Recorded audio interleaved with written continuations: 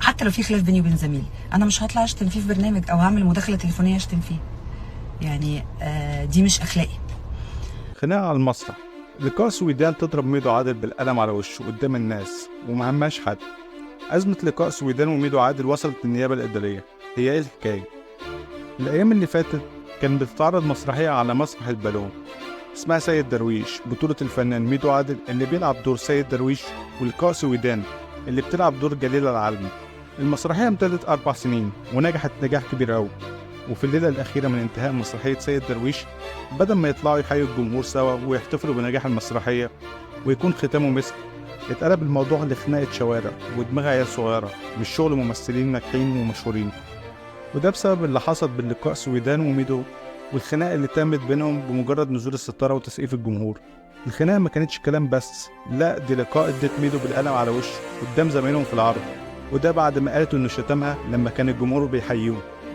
وبمجرد ان الستارة نزلت، لقاء بتلوم عليه انه اتريق عليه وما قدرتش تمسك نفسها وراحت ضربته بالقلم. ميدو اتعصب وشاهد كل اللي حواليه وقال لهم بعلو صوته شوفوا عملت ايه، ضربتني بالقلم، وفضل يقلل منها ويتريق عليها ويغصها، فاضطرت تطلب له الشرطة وتثبت الواقع. فضلوا يزعقوا لبعض وصوتهم كان عالي ومحدش قادر يحوش بينهم ولا يسكتهم، فاضطر مدير خشبة المسرح ان هو يطفي النور عشان يسكتوا. ولقاء سويدان كانت بتصرف في وش ميدو وبتقوله انت كل عمل تشارك فيه تطلع منه بفضيحة. وكل اللي كانوا واقفين وشاهدين حاولوا يفضوا الدنيا، من ضمنهم مخرج العرض، ولما ما قدرش عليهم سابهم ومشى من المسرح عشان زهق من مشاكلهم. واتضح ان دي مش الخناقة الاولى بينهم بعد كل عرض، بس دي كانت الخناقة الكبيرة.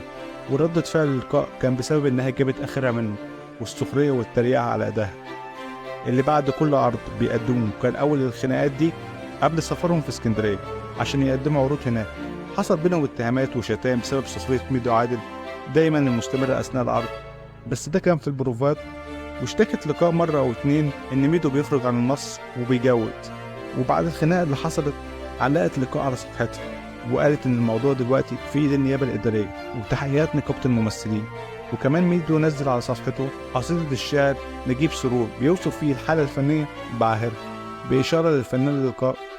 وأخيرا خرج الكاتب سيد إبراهيم مؤلف مسرحية سيد درويش وقال كده في النص: قالت لي جليلة يقصد لقاء سويدان إنها ستغلق عرض سيد درويش، ولم أتوقع إنها تنفذ نيتها المبيتة وتفعلها في الليلة الأخيرة وتفسد فرحة الجميع وتشوه نجاحه بمجهود 4 سنين، ولا تحافظ عليه ولا تخرج لتحيي الجمهور وتتربص للفنان محمد عادل في الكواليس وتصفعه بالقلم.